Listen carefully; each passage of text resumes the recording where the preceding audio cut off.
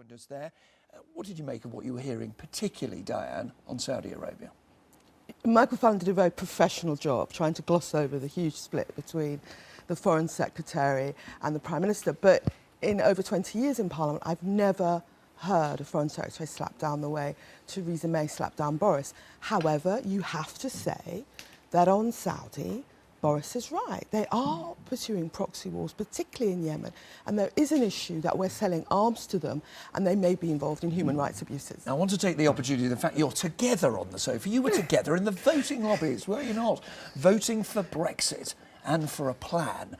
Now, I wonder if you can help us here. What is a plan, both of you? Is a plan a sort of single sheet of paper like that? Is that what you've agreed to do? Or is it this sort of thing, which we normally get, a sort of government white paper? So, Michael Fallon, what sort of plan first are we of all, going on to the vote, this was an extraordinary vote this week, where it was tabled by the Labour Party, ended up uniting the Tory Party and actually splitting Labour. 23 Labour MPs voted against their own party, so that was not a success. Small or plan, big? Which do we get? Well, you'll see the plan when we publish it in the new year, but the strategy is pretty clear and has been set out by the Prime Minister.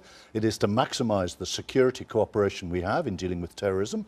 It is to maximise the goods and services that we can sell to the remaining 27 countries. And crucially, it is to regain control over immigration. And Diane, I don't think, quite made that clear whether she's going to support that when it comes to the detail of the negotiation or not. We will support what's in the best interest of the country. And of Yeah, course, but is that more control or not? What people want... But do you want more control? What people want is a white paper. I think what Theresa May thinks she can get away with is one side of A4. And that would be... So you want a full document? Yeah, you want it to spell out the options? Yes, because that's... And I asked you this before. If you don't get it, why don't you threaten to vote against the government? We will see what happens during the debate. We're taking this step by step. First of all, we want to know what the Tory plan is. That Brexit means Brexit thing is now old and cold. So, Michael, we heard earlier from the Chief Minister of Gibraltar, who said we want special status. Just as the Scottish Government's asking for it, we in Gibraltar need to have freedom of movement, and we in Gibraltar need to have access to membership of, the single market. Prepared to look at that? Well, Gibraltar's always had this kind of special status because it occupies this unique geographical position actually inside the borders of Europe, and all the European treaties have always made special provision for Gibraltar, and like the other overseas territories that we have, that will have to be looked at.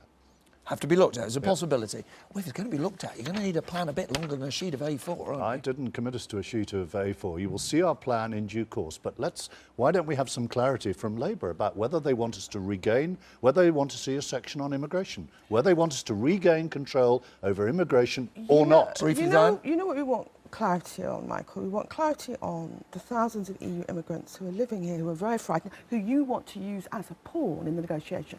We don't think you should use people as pawns. Of course, the BBC has no views, but I think I can talk on behalf of all viewers and say we quite like clarity from both of you, really, as to what the future of the country might look at. It will all become clear in due course. Well, we will publish our plan. I don't think you'll find that from Labour. Sir Michael Fallon, Diane Abbott, thank you very much indeed. You didn't frankly have the balls to put country before party.